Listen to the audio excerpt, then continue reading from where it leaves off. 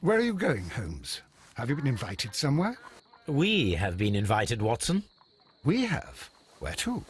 To the Baker Street Irregulars' annual dinner. They sent us an invitation. It is on the table.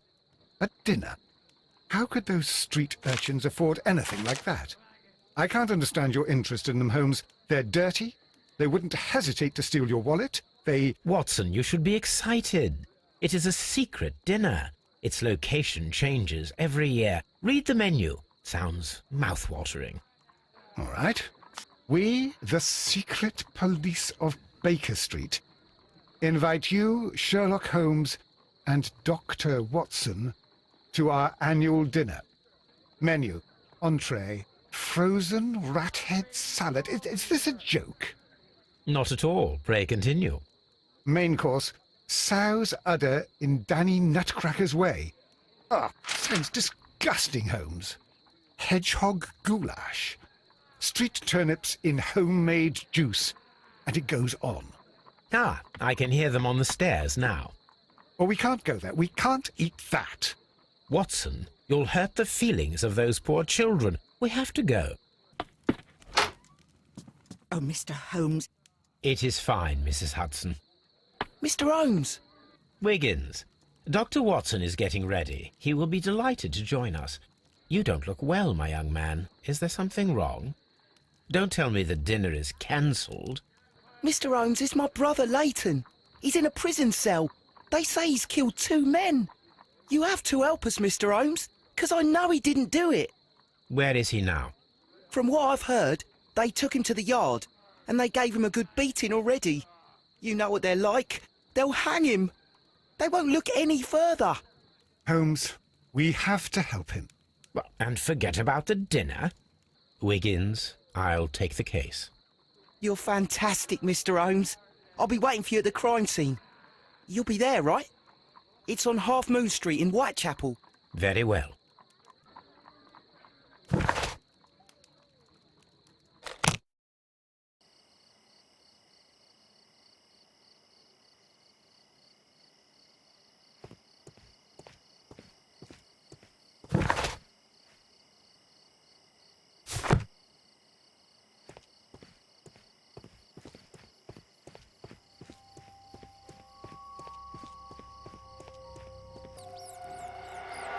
Please, gentlemen, leave the scene now.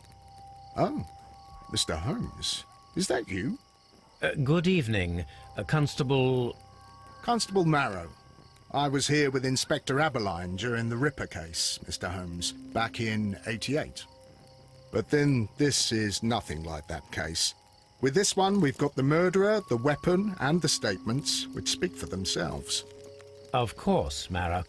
But you know that appearances can sometimes be deceiving. Who were the victims? The 2 men here, both shot. The stab fellow was Brian Vaccotti, a well-known ruffian. The other, Kenneth Butler, a jeweller by trade. You spoke of statements. You have witnesses? Well, I was there, so I gave my own statement. And then there were 2 other witnesses who said they saw the killer Chapman. Mr. Turner, a gentleman who lives in that flat over there. And Polly Powell, a flower seller, who was over at the far side of the street.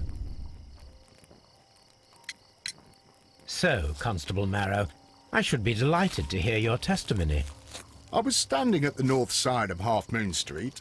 That was the side that you came from.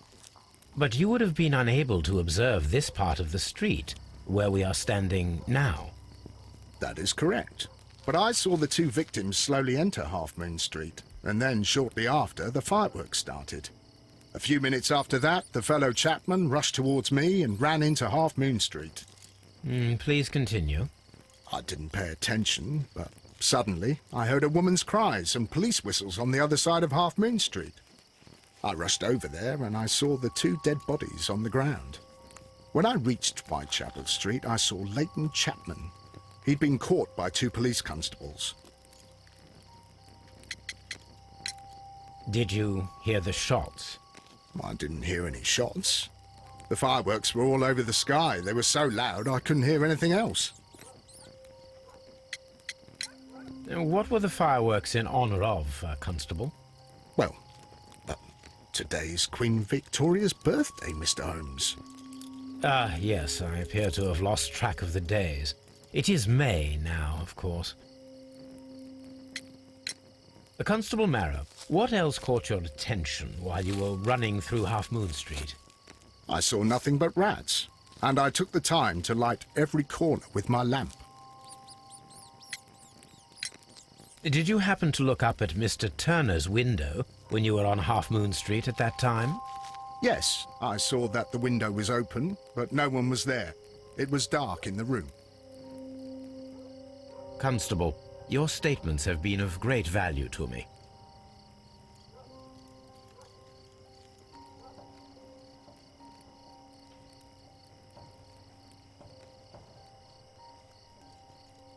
The bullet struck his head.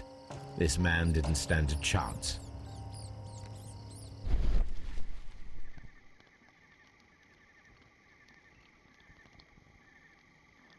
A piece of wood that has stuck between the cobblestones. Let us take a closer look.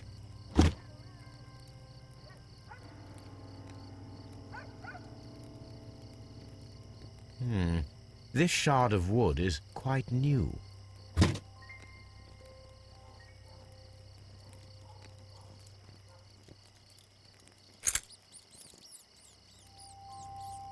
This is an ordinary key. I wonder what kind of door it opens.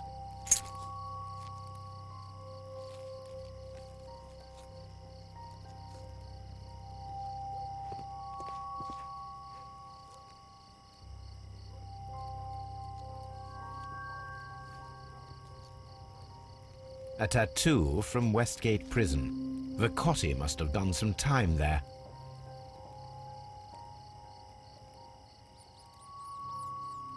The bullet penetrated his stomach, a dreadful wound. He tried to stop the bleeding with his hand. Death was not instant.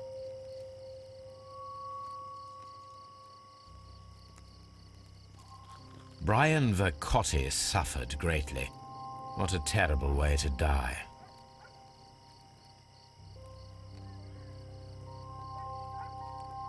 A fairly long pole with a forked end.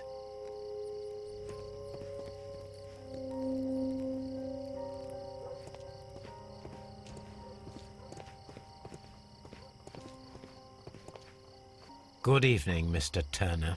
I heard Constable Marrow reply to you as Mr. Holmes. Are you that detective gentleman? I've heard of you. And well, I know things about this evening. Excellent. Might we hear your story? Could you tell us everything that you may have seen or heard? I was already in bed when the fireworks started. A few moments after, I clearly heard 2 gunshots from outside. Please continue. I quickly got up and I grabbed the lamp from my nightstand and I rushed towards the window. I looked down and I saw 2 bodies. And there was a man with a gun who was standing nearby. Where exactly? Well, near this body.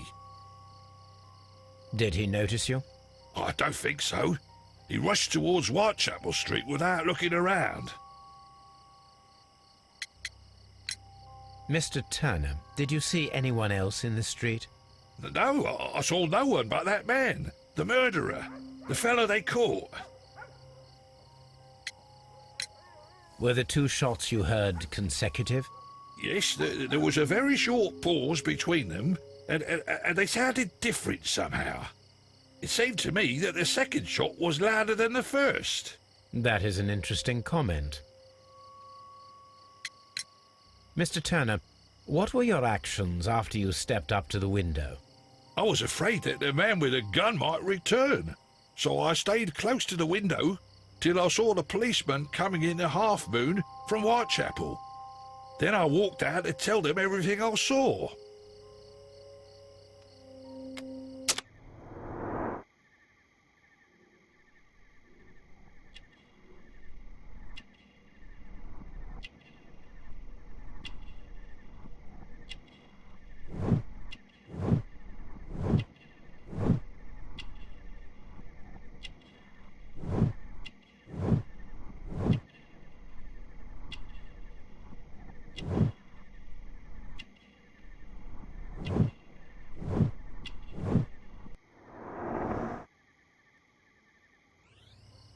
You have helped us a great deal, Mr. Turner.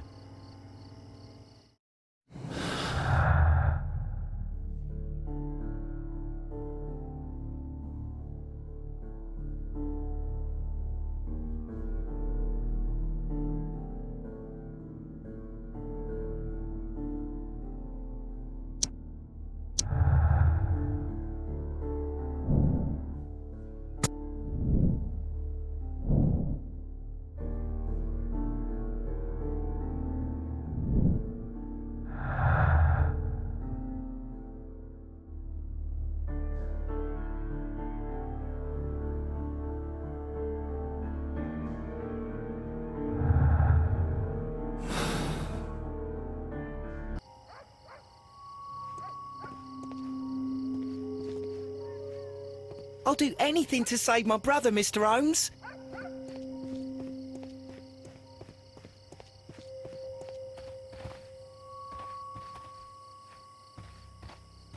Mrs. Powell? What do you want? My name is Sherlock Holmes. I'm assisting the police with their investigation of the crime that took place this evening.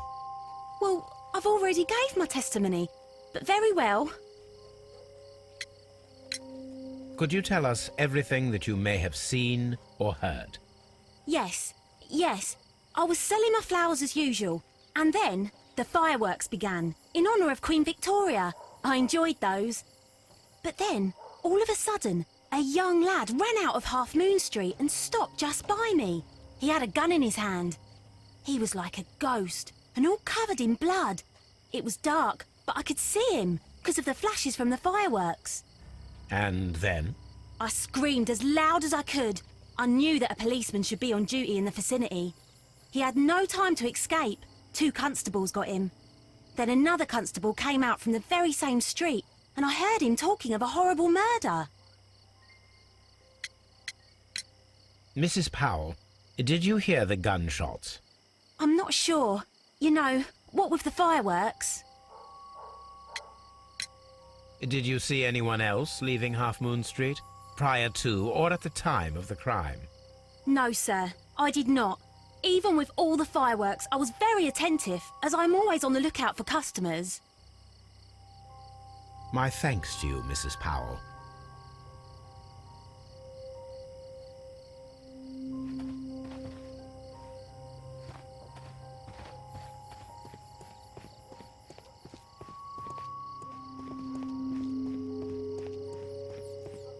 It would be my pleasure to assist you with your investigation, Mr. Holmes.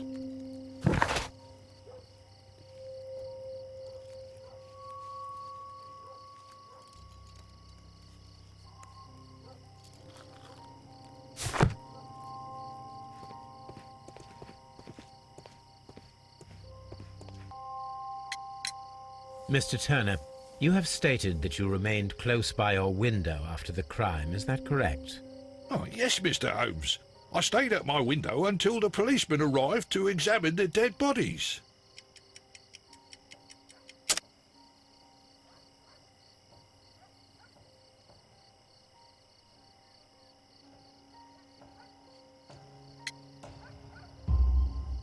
That is very interesting, Mr. Turner. Constable Marrow stated that he did not see anyone at the window when he was running through Half Moon Street.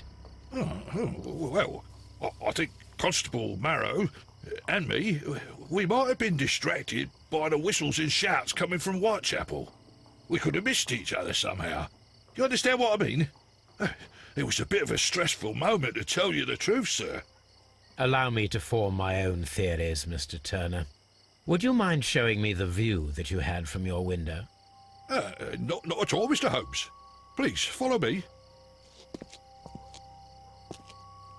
Mr. Turner appears to live very modestly.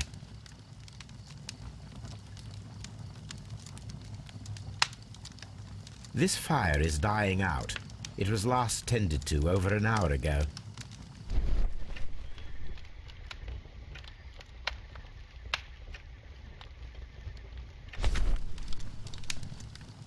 The papers are almost entirely burned.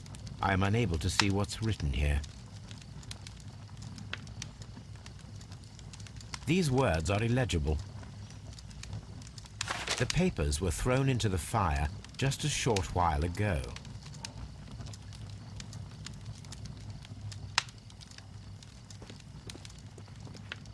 Mr. Turner was roused from his bed by the sound of gunshots.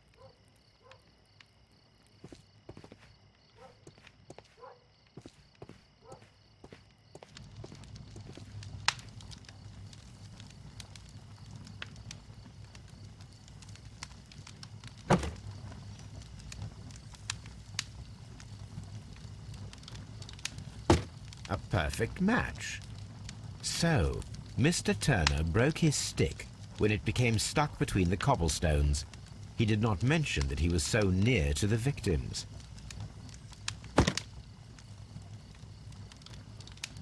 The books on this shelf are in a mess. It looks as though Mr. Turner was trying to find something in a hurry here a short while ago.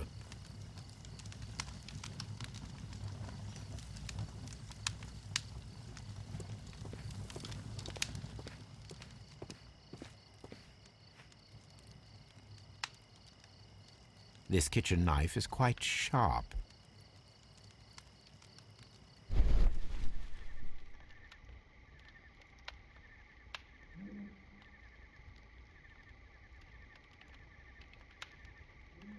There are pieces of shredded paper scattered over the table. This kitchen knife was used to cut the paper.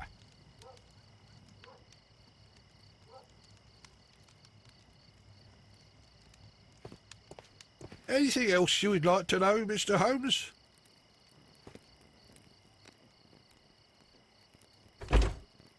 So, that's the view Mr. Turner had when he opened the window. The dead body of Kenneth Butler. Brian Vercotti's contorted corpse. Mr. Turner had a perfect view of the crime scene. He saw the bodies clearly, and Leighton Chapman standing over them.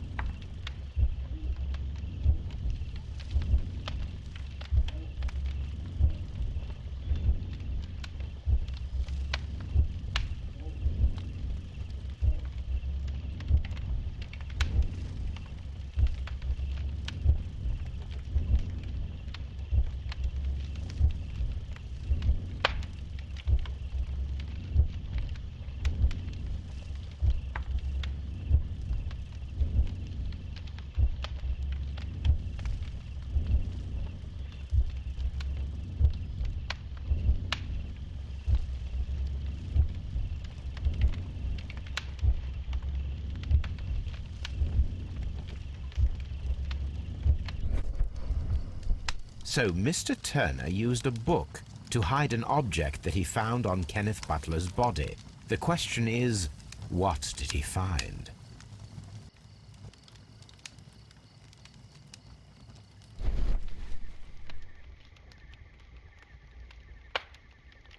I can see prints from greasy fingers upon the cover of this book.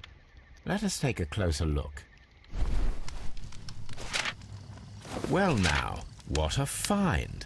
A precious jewel, concealed inside a book. A bracelet with a unique ram's head design, a distinctive feature of ancient Grecian artifacts, probably of the Hellenistic era.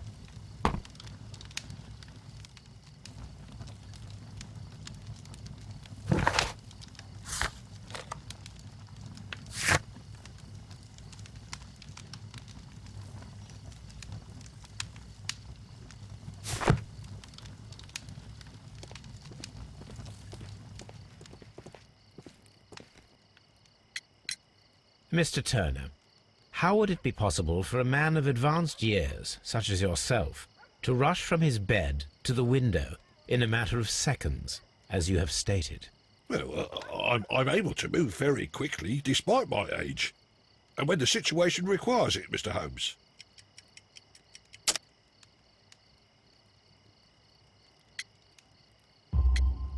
I highly doubt that, Mr. Turner.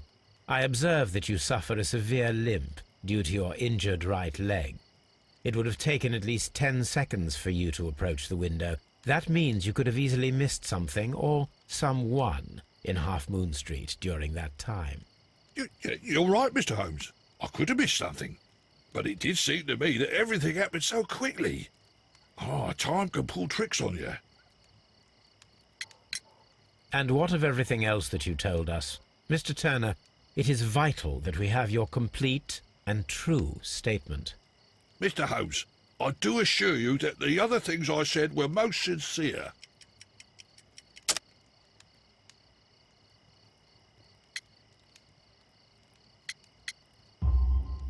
Mr. Turner, you were not sincere with me.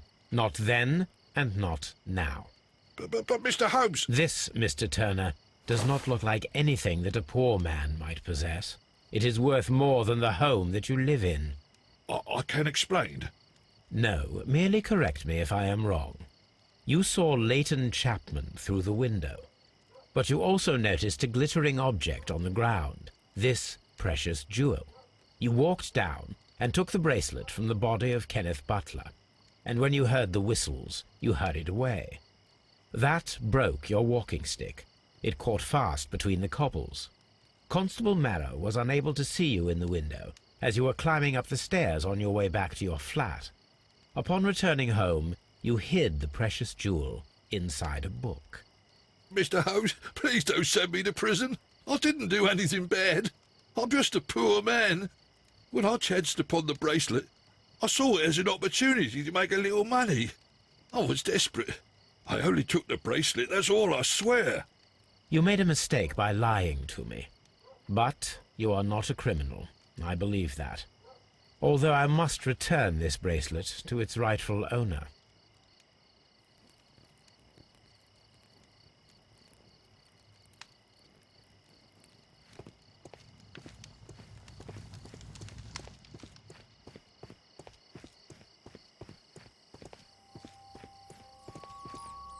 It would be my pleasure to assist you with your investigation, Mr. Holmes.